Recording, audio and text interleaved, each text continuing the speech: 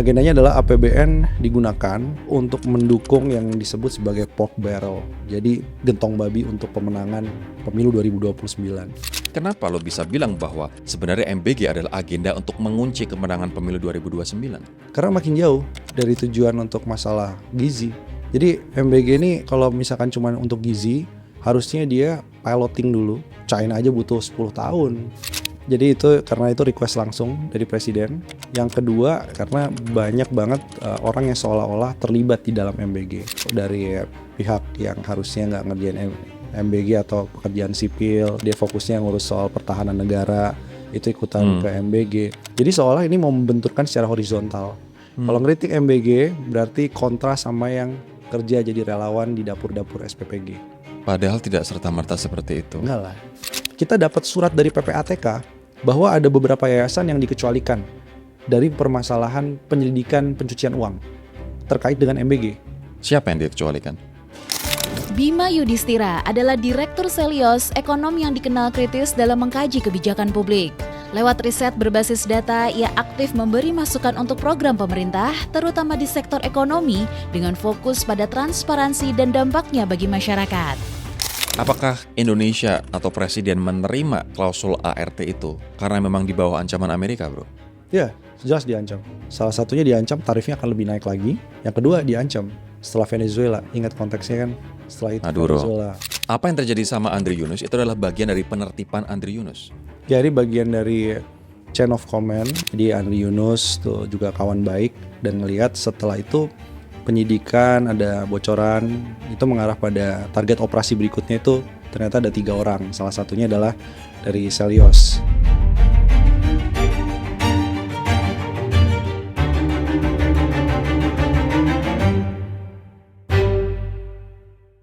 Narasumber yang akan kita wawancara ini sedang dicari banyak orang untuk diwawancara atau bahkan untuk dilindungi, dan mungkin salah satu orang yang kalau menurut Pak Presiden perlu ditertibkan.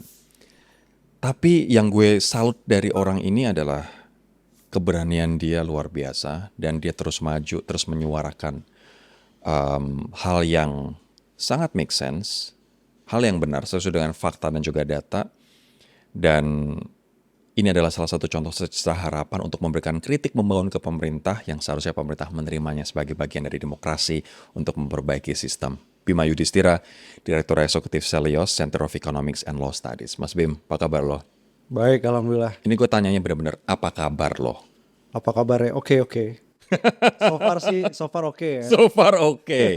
Hari ini lo cerita lo baru didatangi oleh LPSK, Lembaga Perlindungan Saksi dan Korban, di tengah isu-isu bahwa lo mendapatkan ancaman penyiraman air keras.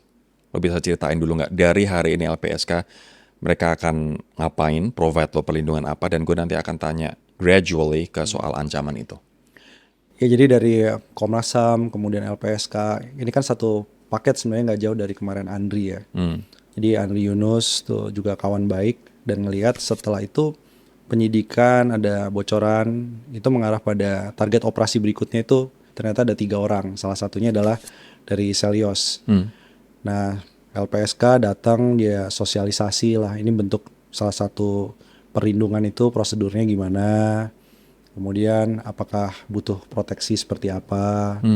Ini masih dalam tahap kayak sosialisasi dulu aja. Karena memang kita kan juga belum ada pelaporan apapun nih ke aparat penegak hukum, ke polisi soal kita dapat ancaman. Karena gini juga di satu sisi kita punya keamanan individu ataupun keamanan tim itu diperketat. Tapi di sisi yang lain juga bayangin nih kalau sampai ngelaporin bolak-balik dan lain-lain gitu ya, fokus atensinya nanti nggak ke Andri Yunus karena dia harusnya dapat atensi yang utama. Yang kedua bagi Selios nih lagi ada beberapa deadline kerjaan penelitian karena kita peneliti nih sebenarnya nih. Oke. Gue ntar akan gali lebih dalam soal Selios. Tapi itu ancaman air keras itu bentuknya kayak gimana, bro? Lo dapat telepon teror, lo dapat dari sosial media, lo dapat surat, lo dapat kepala babi, atau gimana tuh? Ya kita lihat kronologinya dulu ya. Jadi kronologinya itu sebenarnya sudah mulai sebelum Desember 2025 tahun lalu. Itu gue sebenarnya biasa aja sih lagi di jalan raya gitu ya. Memang sendirian naik Vespa Matic gitu kan, naik Vespa Matic sendirian. jam 7-an malam. Terus ada orang yang langsung kayak nyalip gitu, terus motong garis, intinya kayak sengaja mau nyerempet dan gue jatuh waktu itu. Cuman waktu itu nggak ada tanda-tanda nih, lagi dikerjain nggak biasa gitu, lagi dikerjain atau memang ini ya kecelakaan aja, laka biasa aja, udah diobatin besoknya main bola lagi gitu kan. Nah tapi kok makin lama makin naik nih, kira-kira pada awal Maret ya, Intensitas gangguan intensitasnya itu. gangguannya naik. Intensitas gangguannya naik waktu kita ngomongin soal makan bergizi gratis ya, dan sampai ngegugat makan bergizi gratis di Mahkamah Konstitusi. Terus ada agreement tuh yang perjanjian dagang Trump sama Prabowo. ART ya. Itu kita bawa juga ke Petun, Pengadilan Tata Usaha Negara. Nah saat itu tuh intensitasnya naik tuh. Pertama di digital. Digital tuh cuman kayak Chelios pemecah bangsa, bahkan sampai DM pribadi. Udahlah, admin Selios, direktur Selios, ini gue cariin kerjaan yang lain nih. Selios nggak punya masa depan gitu. Jadi sampai nge-share ini LinkedIn, gitu, lucu banget itu. Pertama kita melihat, ini masih lucu-lucuan aja nih. Tapi Terus meningkat itu sebelum Andri Yunus, itu naik terus nih, naik terus. Jadi ada digital cyber attack, ada beberapa kali percobaan untuk pengambil alihan akun WhatsApp, akun WhatsApp, Instagram. sosial media, Instagram, Facebook gitu ya, Meta gitu. Kita coba proteksi. Terus lama-lama setelah Andri Yunus itu, nah makin lebih berani lagi nih. Yang DM request itu Setelah Andrinus malah lebih berani lagi. lebih berani lagi. Dan DM-nya juga udah bukan cuman lo target berikutnya penyiraman air keras, tapi juga ancamannya pembunuhan. Jadi kayak gambar pistol gitu. Wow. Gitu ya, pistol sama tengkorak gitu. Ini masih dalam ranah digital, belum fisik, bro. Nah, ranah digital, yang fisik tadi, yang Desember. Yang Desember. 2020. Kalau ngirimin lo kayak peluru kah, atau kepala babi, kepala anjing, atau apa yang biasa kita lihat, mobil dicorak-corak dirusak nggak? Kayaknya enggak. Karena gue juga selalu pakai transportasi umum. Karena gue berharap kan ngaco lah kalau sampai di tempat terbuka gitu yang orangnya banyak, terlalu banyak saksi. Jadi salah satu proteksinya kita udah tahu sih sejak 1 tahun 2 tahun lalu.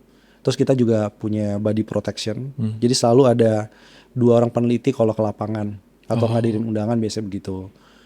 Habis itu juga ya kita ngelihat kayak alamat itu nggak bisa di-share sembarangan. Ya. Ya, jadi kalau orang minta alamat kantor pun kalau nggak kenal-kenal banget ya mending ketemu di tempat lain. Tidak hanya ancaman air keras, tapi bahkan ancaman pembunuhan dengan tulisan, dengan gambar, ilustrasi, begitu kan. Sikap lo gimana?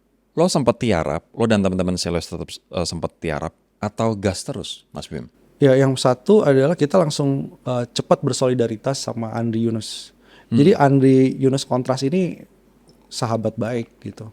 Dia teman deket lah, teman main. Jadi begitu tahu Andri Yunus, ya kita memang diserang. Teman-teman lain mungkin dapat ancaman yang mungkin lebih berat daripada kita. Cuman waktu itu teman-teman Selios, udahlah yuk kita kawal Andri Yunus bareng-bareng. Jadi kejadian Andri Yunus itu juga dari kantor Selios awalnya. Jadi di kantor Selios, terus ke YLBHI dia, dan malamnya baru kemudian kejadian air keras itu. Nah, jadi kita fokusnya justru nemenin si Andri. Yang kedua, kita tadi ngelihat dan bertanya sebenarnya, Mas. Selios ini kalau kita fokusnya di penelitian, kita juga ngebantuin sebenarnya pemerintah dengan bikin survei sendiri, dengan bikin kajian sendiri. Kenapa ya kok kita dianggap sebagai tanda kutip musuh negara atau pengamat yang harus ditertibkan gitu. Kalau zaman dulu pengamat juga banyak, ada dari Indef, ada dari organisasi think tank yang lain gitu. Ya biasa aja. Biasa aja gitu. Namanya diskursus publik kan. Kalau ada yang keberatan soal laporan Selios, laporan penelitian, ada yang bilang metodologinya, data collectionnya, ngambil datanya gimana, surveinya gimana. Itu asik tuh sebenarnya, diskursusnya adalah diskursus di sana, di substansi. Dan itu biasa kita lakukan sama kementerian. Jadi DPR, kementerian gitu ya, partai politik, partai manapun. Yes. Nah, dan bahkan ini jadi diskusi gue ketika gue dulu waktu masih di Metro TV, di TV, kita sering banget diskusi soal ekonomi, soal kritik dari data Indef misalnya, atau Litbang UI, atau Litbang Kompas dan lain sebagainya. Kita jadikan diskursus, Mas. Iya. Kok sekarang jadi anti science gitu. Jadi kita melihatnya, kenapa nggak mau diskusi dulu ya? Oke. Ada gitu. Tapi balik lagi ke ancaman ke lo. Menurut lo ini isolated incident insiden tersendiri atau ini memang pattern, Mas? Dia akan menjadi pattern karena yang beda. Tadi kita ngomong zaman dulu ya. Kalau zaman dulu itu ancaman ada nggak? Ada 2017, 2022, 2017 tuh mulai masalah impor daging. Ya. Itu udah mulai ada threat SMS dan lain-lain. Ini waktu itu yang Lutfi Hasan Ishak PKS ya? Ya betul. 2022 itu kasus minyak goreng. Minyak goreng sempat langka waktu itu. Ya. Biasanya kalau kita ngeliat nih, oh ini biasanya yang galak-galak itu biasanya yang paling bawah. Kita angkatin semua tuh teleponnya, kan ada banyak telepon-telepon yang nggak dikenal tuh. Kita angkatin satu-satu, jadi bukan ngindar, kita malah tantangin. Oh ini ternyata staffnya siapa nih, gitu ya. Saya mau ketemu sama atasan ya, makin ke atasan lagi makin sopan. Oh gitu. Ya, artinya kalaupun ada instruksi, itu sifatnya dia semacam ini aja. Semacam ngasih pesan harus hati-hati. Gua nggak suka sama apa yang lo kerjain gitu. Nah, yang di 2025-2026 ini state actor, Pak. Maksudnya? Ini state actor yang artinya ada semacam indikasi kalau chain of command yang paling atas itu memang menghendaki. Kalau kita lihat sekuensinya itu udah langsung ngomong kayak pengamat perlu ditertibkan nanti. Yang mengatakan ini adalah presiden. Presiden Prabowo langsung yang ngomong itu. Ditertibkan itu bisa jadi instruksi. Dan yang bawah kalau melakukan apapun dalam rangka menertibkan, dan itu kan frasa yang biasa ya dalam militer misalnya gitu. Sehingga itu bisa diartikan ya apa ditertibkan tuh gimana? Apa diancam atau ditertibkan disuruh diskusi, disuruh diam, dikasih jabatan misalnya, oh jadi komisaris dan lain-lain.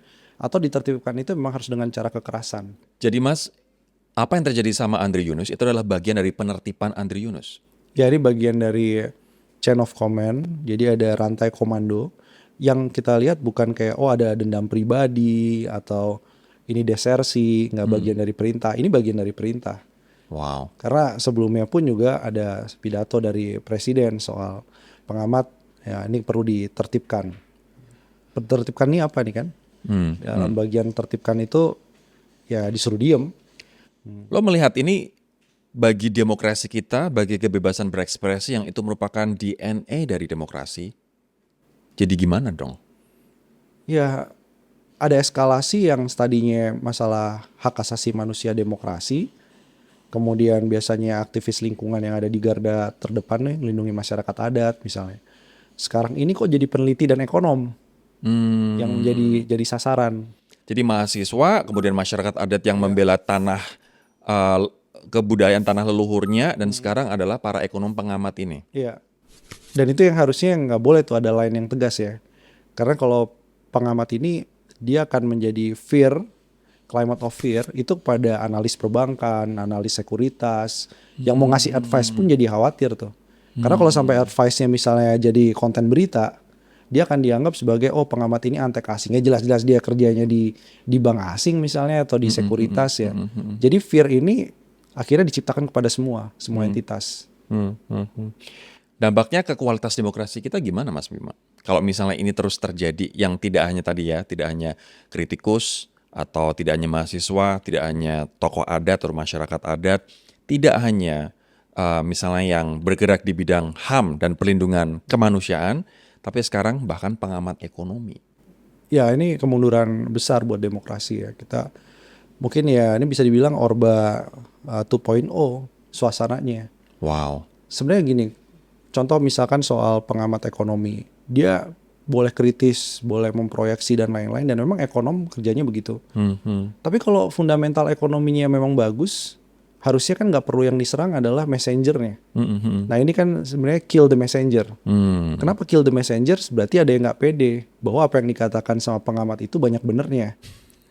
Kalau ekonominya fine-fine aja, kelihatannya nggak ada masalah kan. Pengamatnya justru nanti yang dibully sama publik kan. Prediksi lu meleset mulu. Gitu ya. By the way, lo tadi sempat bilang bahwa ketika Selyos semakin intens mengkritik program MBG dan bahkan menggugat Undang-Undang APBN 2026 terkait pasal MBG ke Mahkamah Konstitusi, serangan itu, ancaman itu makin nyata begitu. Tapi yang menjadi pertanyaan gue, kenapa kritik terhadap MBG bisa memunculkan reaksi se ekstrim itu? What's with MBG, bro? Satu itu adalah program langsung dari presiden. Apapun yang terjadi kayaknya kan, bahkan ada yang bilang kiamat pun juga MBG-nya buka setengah hari gitu, atau MBG tetap deliver. Kemarin di Maluku, di Manado juga ada kejadian tuh menarik tuh. Jadi ada gempa. Ini mungkin juga nggak tahu kenapa nggak disiarin banyak ya. Ada gempa, anak-anaknya udah pada keluar tuh dari sekolah, disuruh balik lagi Untuk dapat MBG. wow. Jadi bahkan Bahkan gempa tidak bisa menghentikan MBG. ya kira-kira gitu. Perang Puasa tidak bisa menghentikan, perang tidak bisa, gempa Ya, juga tidak nggak bisa. Jadi itu karena itu request langsung dari presiden. Yang kedua karena ini, nah ini menarik nih karena banyak banget orang yang seolah-olah terlibat di dalam MBG. Satu dari pihak yang harusnya nggak ngerjain MBG atau pekerjaan sipil, ya dia fokusnya ngurus soal pertahanan negara, itu ikutan ke MBG. Terus juga rekrutmen dari ini SPPG yang jumlahnya banyak itu. Jadi seolah ini mau membenturkan secara horizontal. Kalau ngeritik MBG berarti kontra sama yang kerja jadi relawan di dapur-dapur SPPG. Padahal tidak serta-merta seperti itu. Enggak lah. Justru kita ngebantu biar MBG-nya itu sebenarnya lebih berkualitas. MBG yang berkualitas apa? Dia fokusnya ke daerah stunting yang tinggi, daerah 3T. Dari dulu tuh rekomendasi kita gitu. Tapi apa sih sebenarnya menurut Selyos agenda besar di balik MBG? Kok unshakable? Kok tetap go ahead walaupun ada bencana, walaupun puasa, walaupun libur? Apa agenda besar di balik ini, bro? Agendanya adalah APBN digunakan itu untuk mendukung yang disebut sebagai pork barrel. Jadi gentong babi untuk pemenangan pemilu 2029. Artinya program ini ada untuk memastikan kemenangan incumbent di 2029? Ya. Konstituen yang mau dijaga di MBG ini adalah kelas bawah 40% bottom. Yang itu harus dilayani dengan Kopdes, dengan MBG. Itu makanya unshakable. Tapi ini kan at the cost, ya, biaya yang sangat besar ini dari APBN dan juga mengganggu perlindungan di kelas menengah.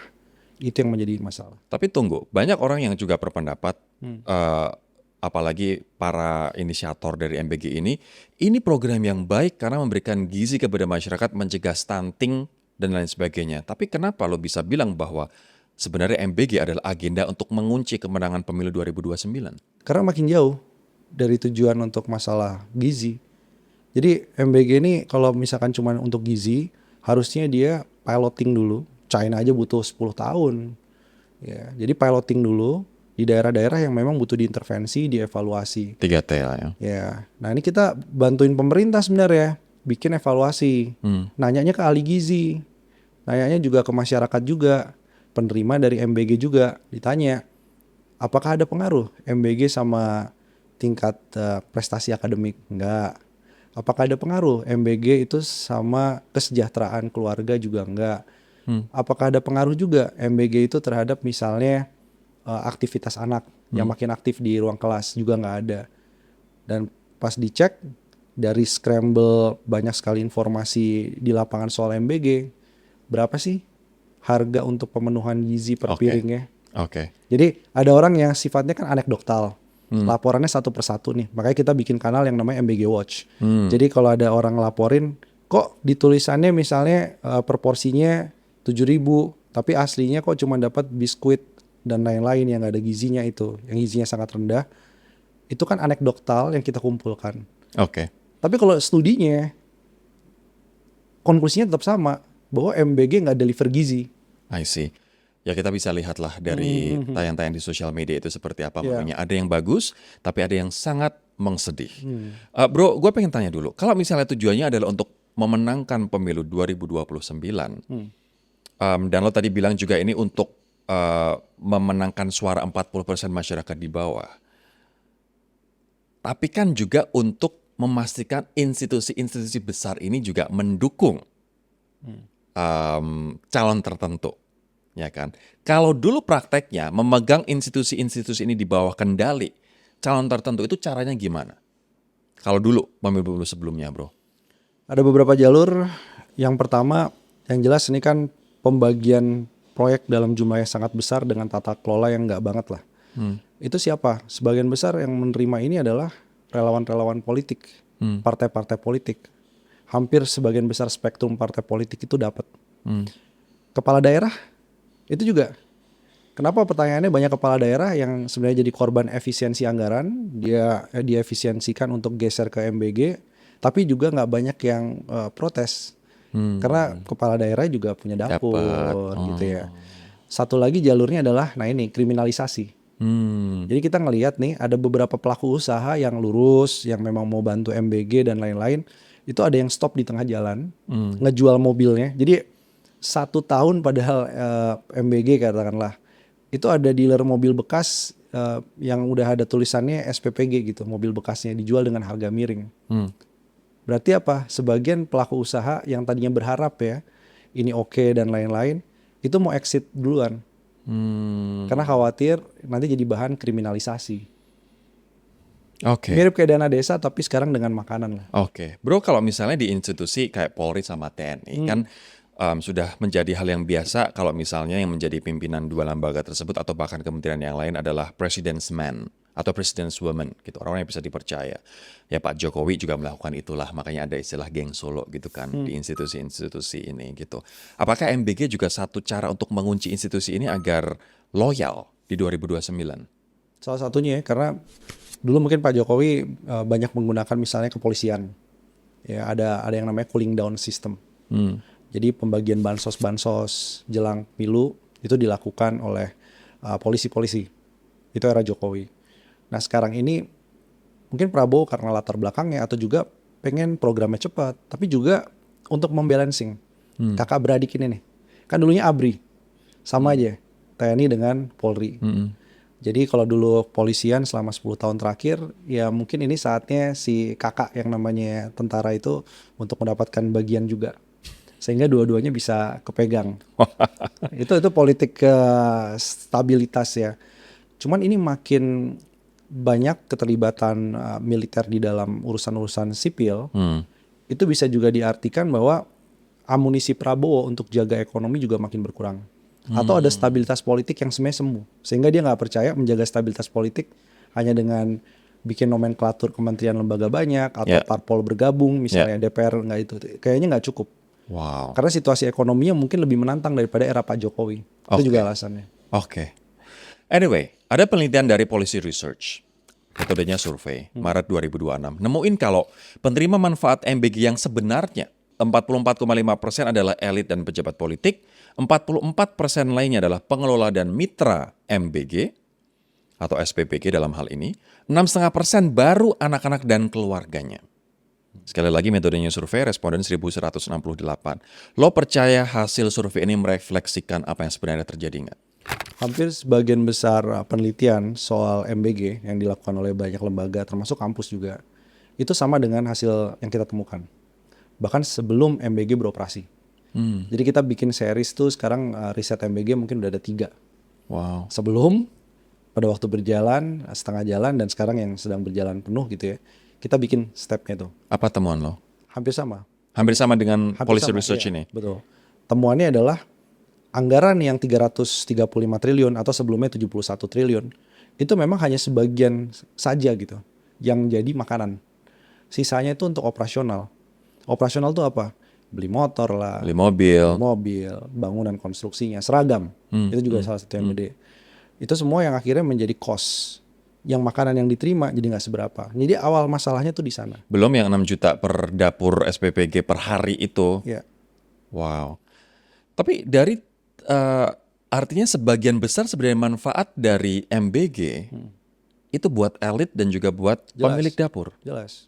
Kalau kita bongkar di banyak tempat, teman-teman ICW juga melakukan itu, Transparency International juga melakukan sama, hampir sama. Cuman sekarang ini makin terang benderang bahwa di situ ada keterlibatan tentara, kemudian polisi juga nggak mau kalah, dia juga terlibat dalam dapur-dapur. Bahkan banyak 1.000 lebih ya? Ya, 1.000 lebih. Tapi juga dari sisi anggota-anggota dewan dan anaknya itu ditemukan banyak afiliasi. Jadi satu orang, makanya nggak kaget sih waktu ada anak anggota dewan ya yang punya sampai 30-an lebih dapur gitu. Wow. Dan masalahnya gini, kalau kita jadi orang tata boga ataupun jasa makanan minuman yang mau lurus-lurus aja, itu setorannya banyak sekali tuh. Jadi kayak kan gini ya, kalau Pak Prabowo mau bantu UMKM dan lain-lain dengan MBG ini, jadi MBG ini kan kira-kira tujuannya jadi ada dua nih. Kalau tujuan mulianya, tujuan satunya adalah untuk gizi anak-anak itu, yang kedua adalah untuk Memberdayakan UMKM. UMKM, klaimnya begitu ya. Nah untuk yang bagian memberdayakan UMKM, ini kalau mau tujuannya gitu kan UMKM yang terlibat susah karena modal untuk bikin start MBG itu meskipun nanti di reimburse Gede itu banget. gede banget ya, Ya. minimum mungkin 1 miliar lebih. Nah selain itu juga UMKM ini sekarang justru ngeluh karena banyak elite capture tadi di banyak MBG, mau tadi dari politisi, dari militer, dari kepolisian. UMKM itu sekarang udah mulai pinter, dia ngelihat kalau masuk ke dalam ekosistem MBG berarti saya harus hanky-panky dengan berbagai banyak ini. Dan sekarang banyak UMKM yang nggak terpengaruh sama MBG pun, artinya dia bukan bagian dari ekosistem MBG. Dia ngomong bahan baku susah banget ya. Apa ini gara-gara MBG? Jawabannya iya. Wow. Karena si MBG ini makan bergizi, nah ini temuannya. Makan bergizi gratis ini dapur-dapurnya itu beli langsung di produsen pertama. Oke. Beli langsung di distributornya, distributor satu. Akhirnya apa? Akhirnya UMKM yang nggak terlibat pun akan beli mahal di ujung retailnya. Ini mau dibantah gimana pun juga faktanya kan begitu. Artinya kalau ada kelangkaan ayam, kelangkaan telur itu juga Salah satunya. kesedot untuk MBG. Iya. Jadi ke depan ada yang mantep nih. Yang mantep ini bukan mantep maksudnya dalam artian ini ya. Tapi ada hal yang harus kita mitigasi. El Nino dan Super El Nino itu akan bertemu dengan mulai ada kenaikan harga-harga bahan bakar LPG dan MBG kalau nggak di stop dia akan menambah pressure untuk harga naik lebih tinggi lagi. Wow. Jadi ini triple hit. Triple hit. Dan akhirnya masyarakat yang dirugikan. Ya, udah bayar pajak buat MBG, dia dirugikan dengan harga-harga bahan Harga yang lebih. naik. Dan inflasi naik itu Ya Mas Tori tahu lah dulu sebagai impactnya jurnalis juga, ekonomi juga. impactnya juga Iya. kemana-mana. Betul. By the way, anggaran 335 triliun, tadi lo bilang awalnya 70-an, naik luar biasa 335 triliun. Apa yang lo paling khawatirkan dengan anggaran 335 triliun ini? Ini bahkan 10% dari APBN kita. Yang paling khawatir sekarang itu cash flow-nya nggak ada. Bayangin ya. Jadi Purbaya sendiri bilang bahwa sisa anggaran lebih di Bank Indonesia, ini uang dari pemerintah dititipin ke BI, itu cuma 120 triliun. Yang artinya apa? Yang artinya begitu ada tekanan penerimaan pajak, kita disuruh wajib bayar bunga utang, belanja rutin macam-macam, ekonomi lagi nggak oke, pertahanan terakhir kita tuh makin susut. Salah satunya kenapa? Karena ini juga digunakan SAL ini untuk ngasih pinjaman lewat bank-bank BUMN ke vendor-vendor MBG dan Kopdes juga. Wow, kita belum ngebahas sampai koperasi desa, koperasi merah putih itu. Iya. MBG-nya aja deh. Itu akhirnya membuat cash flow jadi akan masalah. Apakah akan terjadi government shutdown? Di beberapa daerah sebenarnya udah government shutdown. Pelayanan publik dan lain-lain, perbaikan jalan itu terganggu. Nah, government shutdown yang paling dikhawatirkan itu kan soal urusan APBN dan lain-lain. Yang paling dikhawatirkan adalah ini ancaman buat masa depan anak. Karena dia ngambil dari anggaran pendidikan. Inilah yang kita lagi gugat Oke. di Mahkamah Konstitusi itu. Ngomong-ngomong soal itu, ini menarik banget karena Wakil Ketua Komisi 10 DPR dari fraksi PDIP, Maria Yohana Esti Wijayanti pernah bilang, dan ini gue mau ngutip di Tempo, bahwa alokasi MBG dalam mandatory spending pendidikan dapat dilihat dalam Undang-Undang APBN 2026 dan lampiran peraturan Presiden tentang rincian APBN. Dalam dokumen lampiran itu, kata dia, tertulis total anggaran pendidikan 769 triliun rupiah yang di dalamnya mencakup alokasi untuk MBG senilai 223,5 triliun rupiah. Artinya, 60% anggaran MBG diambil dari anggaran pendidikan. Let it sink in, 60% dari anggaran MBG diambil dari anggaran pendidikan. Nah, walaupun ini dibantah oleh Seskap Teddy dan juga Menteri Pendidikan bahwa MBG tidak mengurangi anggaran dan program pendidikan, bro. Gimana tanggapan lo soal MBG yang dituding menyedot anggaran pendidikan, bahkan 65% dari anggaran MBG berasal dari anggaran pendidikan? Anggaran pendidikan jelas diambil buat MBG. Itu udah fix, itu udah valid, itu bukan DFK. Ya, jadi kalau pemerintah coba denial soal ini, berarti dia nggak paham proses penganggaran. Dan itu di undang-undang ada anyway. Ada, di Perpres ada. Bukan hanya Undang-Undang APBN 2026, Perpresnya juga kalau kita lihat ada semua di situ. Memang betul diambil dari BGN itu mengambil dari dana pendidikan. Ini fakta yang nggak bisa dibantah. Itu fakta yang bisa dibantah. Pertanyaan berikutnya adalah kalau itu mengambil dari dana pendidikan, apa efek ke pendidikannya? Nah ini kan diskusi berikutnya nih. Nah diskusi soal anggaran pendidikannya ini, efeknya apa? Efeknya adalah mengganggu masa depan dari pendidikan yang berkualitas. Jadi kalau gizi naik, karena MBG anggap aja linearnya maunya begitu, guru-gurunya nggak sejahtera, ini kan nggak akan jadi apa-apa SDM ke depan. Bahkan di beberapa hal, MBG ini mensubstitusi waktu belajar. Di sekolah anak gua nih ya, ini dia udah punya catering. Nah makanya buat apa? Udah ada catering, udah ada makan siang dari sekolah, makanannya disukain anak-anak, karena cateringnya juga pengalaman. MBG-nya maksa masuk. Wow. Dan MBG akhirnya jadi makan sarapan, nggak dihabisin. Oke. Bukan masalah nggak dihabisin ya, ganggu jam pelajaran. Karena pas pagi guru itu ngitungin ompreng. Kalau sampai ada ompreng yang hilang, dia yang tanggung jawab. Dan dia harus nyicipin dulu. Kalau ada makanan yang bau dan lain-lain, itu bisa langsung dibalikin kan gitu. Tapi kan guru, jadi jam pelajaran pagi itu juga habis untuk MBG. Jadi literally kalau ada yang bilang, oh MBG enggak kok, nggak ada hubungannya MBG dengan dana pendidikan. Di lapangan ada, di anggaran ada. Dan kedepannya kalau terus kayak begini, ini akan membuat MBG ini kontradiksi dengan pendidikan yang berkualitas. By the way, lo tadi bilang undeniable fact. Kenapa akhirnya kalau misalnya pengen memang pendidikan kita maju, tidak misalnya memperbaiki kesejahteraan guru, khususnya guru honorer, tidak memperbaiki kualitas sekolah-sekolah yang ada di khususnya daerah 3T. Tidak misalnya memodernisasi sekolah-sekolah dulu yang diinisiasi oleh Nadiem, misalnya laptop itu untuk digitalisasi pendidikan. Kenapa nggak itu, Bim? Karena harus ada proyek yang baru. Jadi kita ngelihatnya itu bukan dari visi, tapi ngelihatnya justru harus kebalik. Ngelihatnya ini proyek gitu. Dan kalau nggak ada proyek yang baru, dia harus nerusin dari proyek-proyek sebelumnya. Bagi janji secara politik ya, itu nggak menarik. Bagi program ekonomi itu kayak nggak deliver. Kan janjinya 19 juta lapangan kerja. Kalau hanya kayak, oh iya laptopnya udah ada, terus infrastrukturnya yang harusnya dibenerin gitu ya, itu nggak jadi storytelling yang compelling. Nah masalahnya jadinya storytelling compelling base-nya adalah project. Oke. Nah itu yang menjadi masalah. MBG akhirnya nggak deliver, storytelling juga jadi nggak kuat. Tapi akhirnya orang yang kritik itu dipaksa setuju bahwa MBG deliver. Oke. Jadi narasi yang dikontrol, bukan programnya dibenerin. Narasi yang dikontrol bukan program yang dibenerin. Ini juga masih lanjutan dari penelitian dari Policy Research yang menemukan bahwa 87% responden penelitian dari Policy Research tadi percaya MBG rawan korupsi.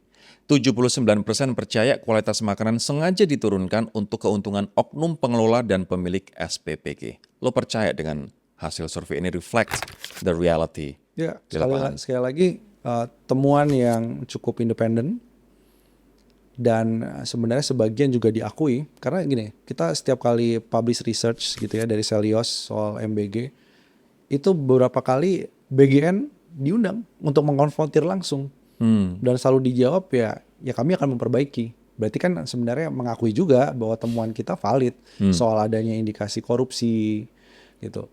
Kenapa? Karena base-nya project dan dia juga nggak targeted, maka di situ pasti akan ada masalah soal tata kelola dan masalah soal korupsi.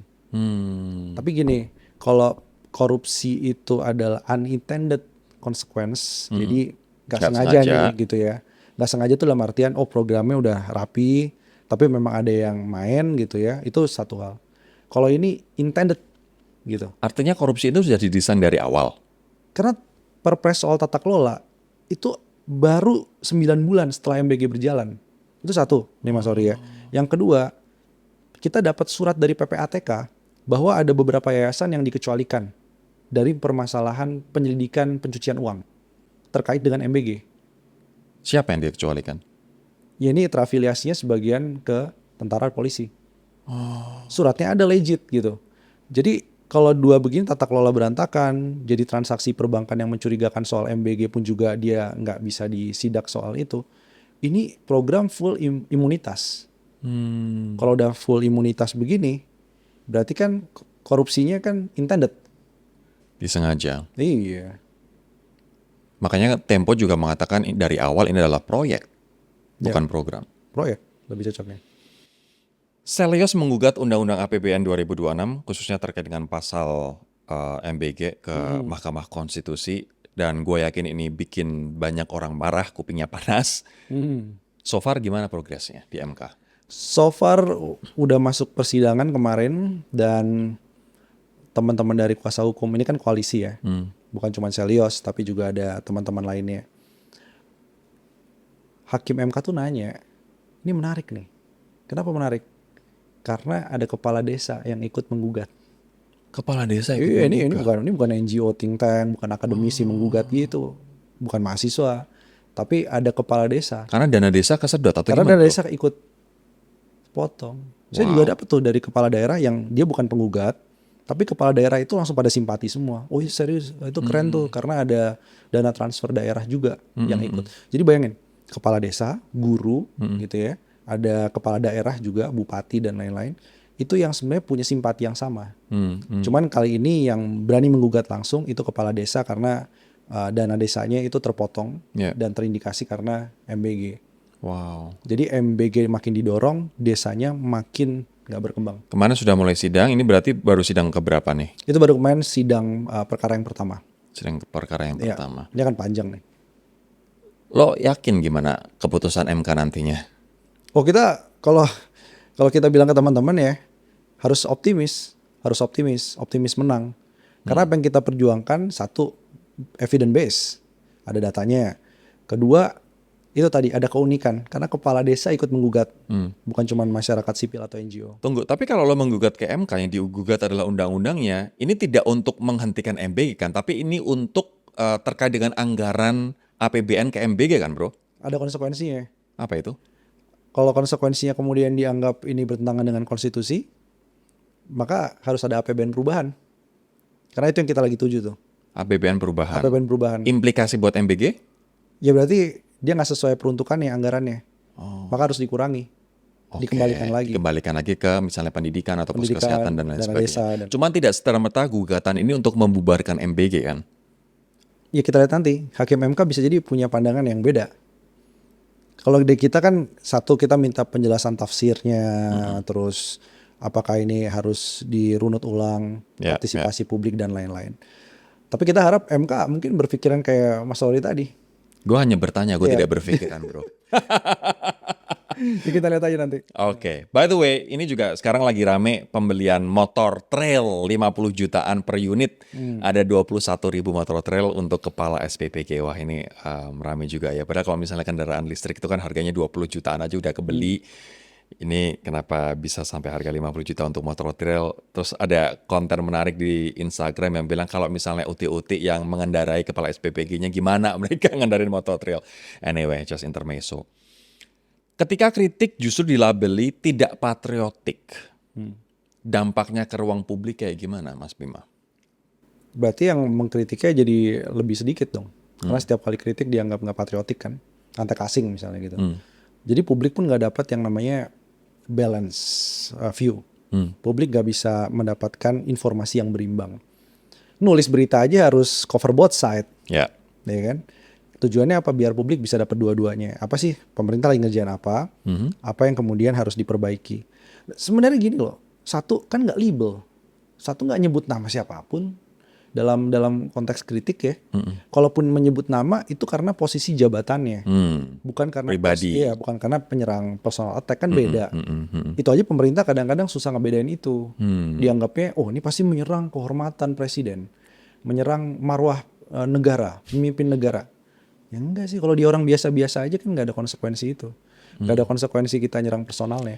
Terus kita tuh dalam konteks menyelamatkan pajak yang kita bayar. Karena kita nggak ini aja sebagai pembayar pajak. Oh kan orang miskin, kelas menengah bawah sebenarnya dikecualikan dari pajak gitu. Apa dulu kalau beli rokok aja kena cukai, ke minimarket aja, ke warung aja kena PPN. Ya.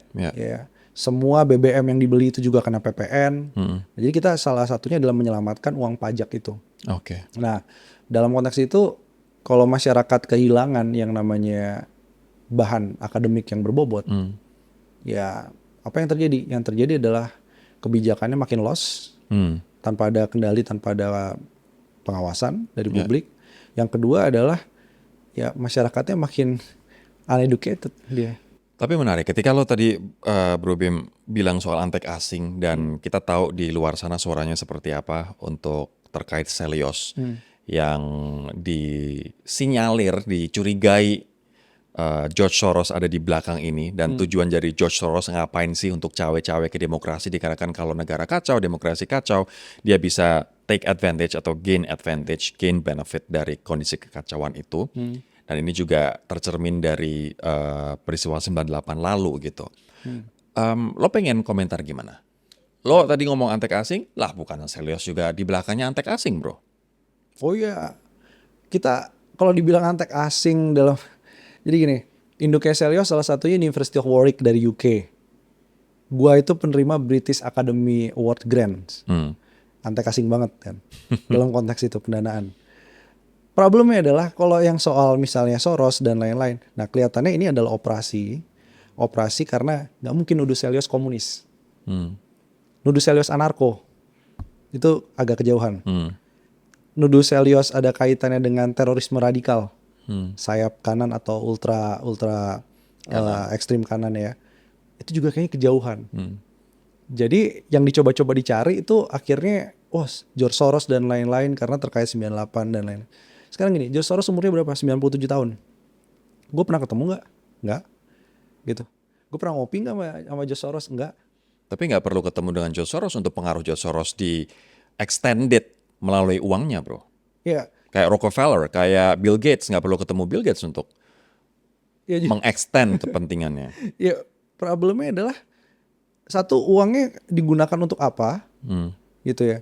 Terus apakah proyek-proyek yang dilakukan oleh Selyos itu adalah proyek-proyek misalkan untuk memobilisasi massa, ngumpulin, mengorganisir massa dan lain-lain gitu ya? Enggak lah, kita kan lembaga riset gitu. Terus Rockefeller misalkan bantuin MBG, bantuin Prabowo gitu. Bukannya sama aja. Nah jadi ini kelihatannya udah mulai kayak George Soros Yahudi dan lain-lain gitu ya. Terus kayak Prabowo gabung Board of Peace, maaf ya. Itu maksudnya gimana? Akhirnya lebih banyak untuk menyerang secara personel. Karena gue yakin gini ya, kalau mereka pintar, harusnya nyarinya kan gali track record individu. Kita punya 25 orang peneliti lah. Itu gagal. Karena sebelumnya yang mereka pengen korek adalah LPDP-nya. Ya, kita tuh banyak penerima beasiswa LPDP. Dikorek-korek nih. Ada yang sampai dikirimin email. Jadi ada salah satu anak Selyos di Belanda, gitu ya, cewek. Lagi kuliah? Dia lagi ikut suaminya. Suaminya postdoktoral gitu. Dianya juga doktor. Terus dikirimin aja itu. LPDP menerima komplain dari masyarakat, apakah benar Anda sudah sesuai dengan kontrak dan lain-lain. Gitu. Ya sesuai kontrak. Gitu. Jadi itu gagal. Jadi ada beberapa operasi. Yang pertama adalah soal LPDP. Dianggap udah dibiayain negara, nggak balik, atau nggak pulang, atau LPDP pengkhianat bangsa nih jadinya begini. Itu gagal. Pakai isu lain juga gagal. Nah sekarang lebih ke arah pendanaan. Ya. Itu artinya framing aja? Itu framing aja. Karena kalau sama-sama dibuka pendanaan nih, jadi saya juga mau ngasih tahu juga nih, Pak Prabowo itu harus hati-hati soal ini. Siapapun yang di pemerintah harus hati-hati. Karena ini sudah ring a bell dengan filantropi foundation yang terkait dengan kerja-kerja kementerian lembaga. Saya kasih tahu salah satunya ya, Bill Gates Foundation misalnya, Bill and Melinda Gates Foundation. Emang dia nggak bantu Kementerian Kesehatan? Emang kemarin Pak Prabowo ketemu Bill Gates, nengok MBG dan lain-lain, memang nggak ada duit filantropi ke situ. Jadi kalau dia terus-menerus bilang soal pendanaan asing, antek asing dan lain-lain, program kementerian bisa nggak jalan. Iya, karena program kementerian juga eventually dibiayai oleh asing sebagian. Oh iya, konservasi hutan itu banyak dari Norwegia. Ini kita buka-buka aja. Jadi Tempo juga bikin investigasi soal itu. Iya. Jadi narasinya kalau ke kita ya, apakah ini kan ada juga yang bilang, wah Selyos nih dengan serangan antek asing dan pendanaan asing ini akan buat lebih banyak silence, lebih banyak penelitinya juga ketakutan dan lain-lain. Enggak. Kita makin produktif. Jadi coverage kita di media massa itu naik 4 kali lipat. Dan ada 13 juta akun yang ngunjungin sosial medianya Selyos hanya dalam 1 bulan. Bro, tapi lo dan teman-teman nggak takut? Enggak, kita justru makin kelihatannya itu makin ditekan makin kompak. Lo nggak takut? Kalian nggak takut? Enggak. Orang gila kalian. Enggak, ini justru nunjukin kalau apa yang kita lakukan riset tuh bener kan. Kalau nggak direspon dong. Cuman responnya begini nggak. Kalau nggak akan membuat mereka nyaman. Yeah. Kalau nggak akan mengganggu mereka ya kan. By the way, anyway, sekarang gue pengen bergeser dari tadi MBG pendanaan asing ke trade agreement antara Indonesia dan Amerika Serikat. Bahwa trade agreement antara Indonesia dan US, lo bilang di podcast Forum Keadilan, kita tuh kayak nyerahin kepala, otak, badan, kaki, tangan kita ke Amerika Serikat. Kita kayak nyerahin cek kosong ke Donald Trump. Kenapa begitu, bro? Karena bener. Karena semua isinya itu dalam bahasa Inggris itu kan shall. Shall itu bukan lagi will gitu atau want, tapi shall itu artinya adalah wajib sebenarnya. Harus. Nah, Indonesia shall bla bla bla bla itu ya. Dan itu banyak banget. Hampir sebagian besar soal itu. Dan ini negosiatornya antara dia nggak tahu menjerumuskan Indonesia kah atau negosiatornya punya konflik kepentingan. Karena kalau kita lihat nih, kenapa sih nih di Supreme Court US aja udah dibatalkan soal Tarif RT. itu. Bahkan kita lagi angkat nih soal beberapa gubernur negara bagian di Amerika itu udah ngirim invoice ke Donald Trump. Karena tarifnya dibatalin. Dan ada kerugian ke publik yang harus dibayar per keluarga gitu. Tapi menurut lo, siapa yang menjebloskan presiden, Mas Bima? Yang kita lihat sih yang negosiator yang punya kepentingan. Jadi gini, kita dihubungin nih sama salah satu pelaku usaha tekstil gitu ya. Dia bilang gini, Mas Bima, kami kok disalahkan ya soal impor cacahan, baju cacahan. Jadi baju dicacah itu dianggap bisa jadi bahan baku buat tekstil Indonesia. Gitu. Tapi kami nggak request itu. USTR atau trade representative-nya, apakah dia mengusulkan itu di dalam ART tadi? Gue tanya gitu, dia bilang enggak. Gitu. Loh, siapa nih? Nah, bongkarlah tuh. Ternyata ada salah seorang negosiator yang menjadi komisaris di salah satu perusahaan tekstil yang menggunakan ART ini untuk mengimpor sebenarnya bukan cacahannya, tapi baju bekas dari US. Nah, gitu. Jadi ini semua rente sebenarnya. Wow, tunggu. Tim negosiator ini kalau lo di Forum Keadilan lo bilang adalah tim ekonomi. Ini lebih spesifik lagi nih. Siapa, bro? Oh, gampang cluenya. Kalau cek di salah satu perusahaan tekstil yang paling besar, kan nggak banyak tekstil. Sekarang dia juga mengambil jabatan penting di Kementerian Koordinator Bidang Ekonomi. Wow. Dah, itu aja tuh. Bisa kejawab. Dia berarti yang memanfaatkan celah ini untuk kepentingan rentenya. Ya. Itu baru satu. Presiden masa nggak tahu? Apakah presiden nggak tahu atau presiden waktu itu ditekan soal Board of Peace? Ya, jadi dalam konteks itu mungkin presiden kan saat itu lebih fokusnya ke Board of Peace. Kemudian ART ini memang satu paket, tapi dalam kondisi kayaknya psikologisnya tertekan ya soal itu, Board of Peace. Nah, dia sign kontrak itu, tapi apa yang terjadi sekarang? Yang terjadi sekarang di dalam kementerian lembaga, itu banyak yang pecah suara soal mau ratifikasi atau enggak. Oke. Sekali lagi ART ini adalah Agreement of Reciprocal Tariff. Trade. Ya, atau ya itulah kesepakatan dagang resiprokal timbal balik antara Indonesia dan juga Amerika Serikat. Produk AS masuk ke Indonesia zero tarif. Produk Indonesia masuk ke AS waktu itu 19 ya kan, terus kemudian putusan Mahkamah Agung Amerika Serikat mengenolkan, terus akhirnya Trump dengan kebijakan atau undang-undang tahun 1974 kalau nggak salah balikin ke 15%.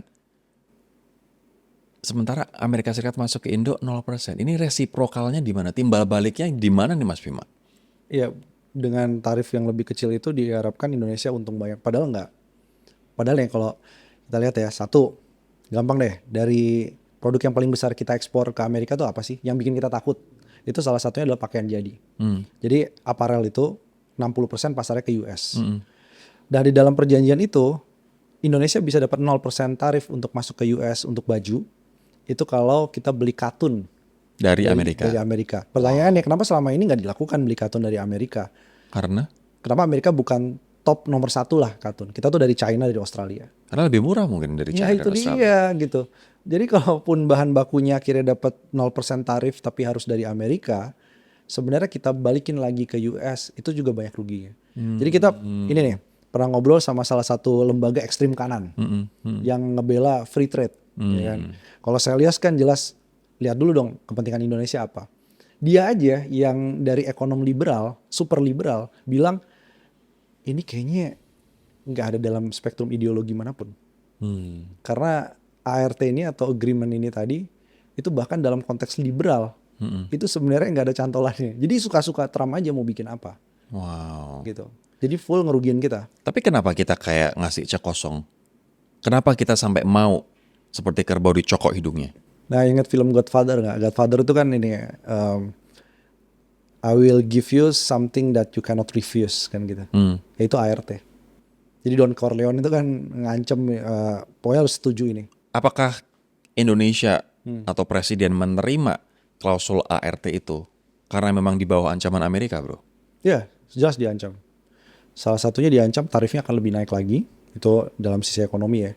Yang kedua diancam setelah Venezuela. Ingat konteksnya kan? Setelah itu Venezuela sebelum Iran tuh bahkan. Venezuelanya diakuisisi begitu ya, di take over. Diculik presidennya. Oh itu sinyal. Itu bisa terjadi di Indonesia? Sebenarnya enggak. Jadi itu ketakutannya enggak berdasar. Indonesia dengan Venezuela totally different lah. Venezuela itu in backyardnya US. Tapi untuk Indonesia sebenarnya enggak. Jadi Indonesia udah seolah-olah di banyak forum internasional tuh overconfidence. Sebenarnya kita justru very very low confidence at this time. Itulah yang membuat Donald Trump gampang nginjek-nginjek harga diri Indonesia. Refresh my viewers again soal ART ini. Ada berapa klausul yang Indonesia harus jalankan, ada berapa klausul yang AS harus jalankan? Ada sekitar 215 klausul Indonesia harus menjalankan kemauan dari US. Wow. Dan hanya ada sekitar 9 klausul US harus melakukan perubahan kebijakan. Gila. Ya udah nggak balance. Ini termasuk produk-produk Amerika Serikat yang masuk ke Indonesia bebas dari sertifikasi halal. Ya. Kita aja ngurus sertifikasi halal, Yes. khususnya UMKM setengah mati. Kepala jadi kaki, kaki jadi kepala. Gimana bisa tuh produk-produk Amerika yang kita nggak tahu terbuat dari apa, ada swine atau enggak, ada pork atau enggak, masuk ke Indonesia tanpa sertifikasi halal, Mas Bima? Ya, dan itu spesifik. Nah, ini disebut sebagai poison pill. Jadi pil racunnya khusus untuk produk Amerika aja. Nah, pertanyaannya adalah satu nggak fair, yang kedua negara lain emang nggak mau minta treatment yang sama. Berarti dihapus aja tuh sertifikasi halal. Itu maunya sebenarnya. Padahal sertifikasi halal itu satu kita negara Muslim majority, tapi yang kedua sertifikasi halal itu sebenarnya perlindungan juga terhadap kualitas dari produk makanannya. Betul. Ini lagi jadi pertanyaan juga nih, MBG nggak ada sertifikat halalnya. Oh iya. Ini out of konteksnya. Tapi kalau untuk yang khusus produk Amerika, kita harus menjaga kualitas pangan itu salah satunya dengan sertifikasi halal dan pendapatan negara juga, dan itu mau dihapus. Gila. Wow. Menyedihkan sekali negara ini jadinya.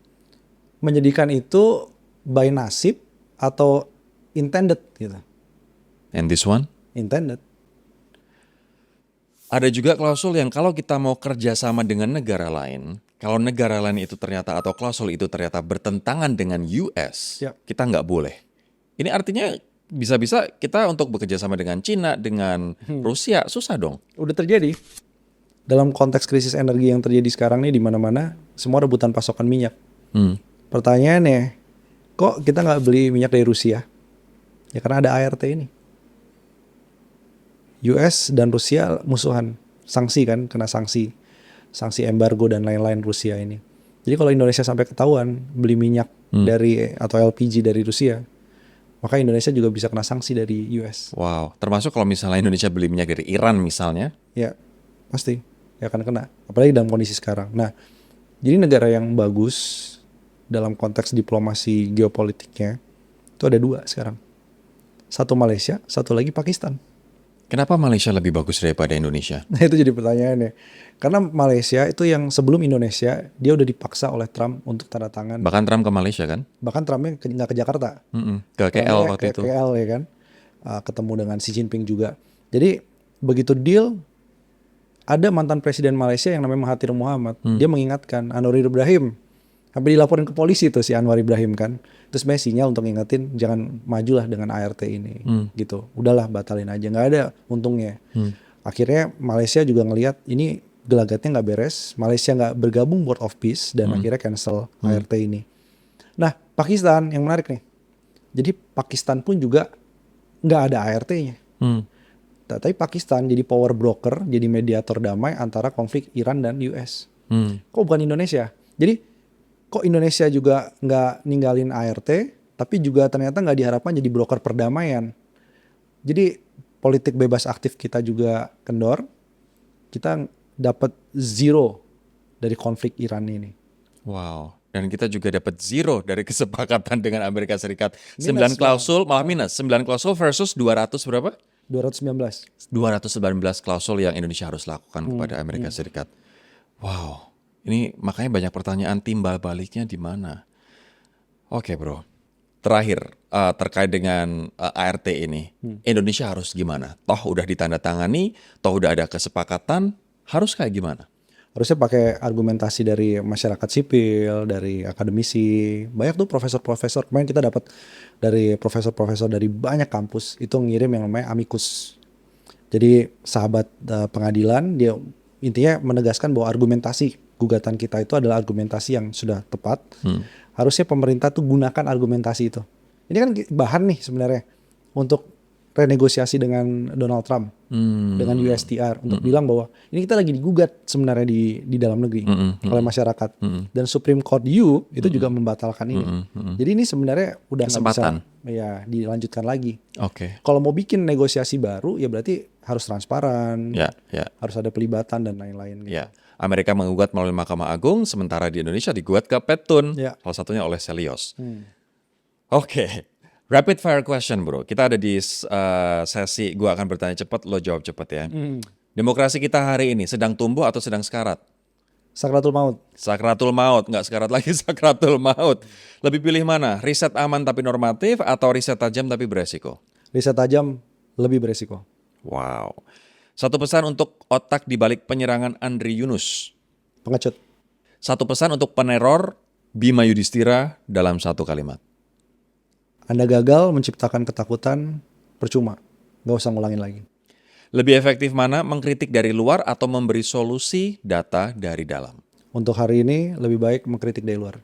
Mengkritik dari luar. Kenapa? Masyarakat bersama kita.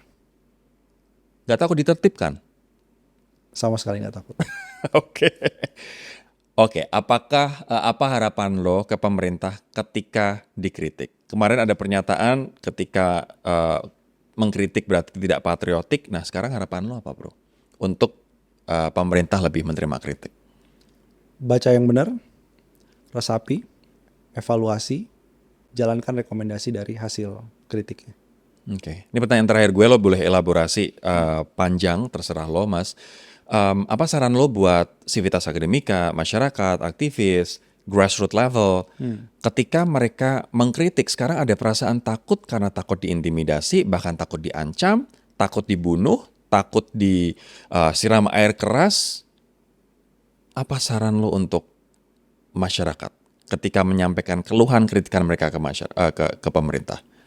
Kalau kritiknya dibalas dengan ancaman, pembunuhan, air keras, berarti message kita sampai. Dan itu mengganggu kepentingan yang memang bertolak belakang dengan visi Indonesia emas, bertolak belakang dengan masyarakat yang lebih sejahtera. Jadi go ahead. Tapi please, security ataupun keamanan pribadi dan keluarga itu tetap nomor 1. Jadi please juga gunakan data. Karena kita juga belajar nih dari kasusnya Haris Fathia misalnya, bahwa data atau penelitian yang berbasis pada data itu tidak bisa dipidanakan. Nah, jadi harus berlindung pada data yang bisa dipertanggungjawabkan, kredibel, dan juga tolong yang merasa akademik banget gitu ya, yang merasa di kampus, dia harus main dengan intersection dengan aktivis lingkungan, aktivis HAM demokrasi, sehingga yang kita lakukan ini bukan hanya satu kelompok, satu unit, tapi juga ini bagian dari representasi masyarakat Indonesia. Jadi rame-rame. Ini nggak bisa sok jagoan sendirian. Ya. Bima Yudhistira, Direktur Eksekutif Selyos, thank you banget Mas buat waktunya. Sama-sama. Sukses terus dan Thank you. stay safe bro. Siap. I'll see you in the next video. Bye-bye.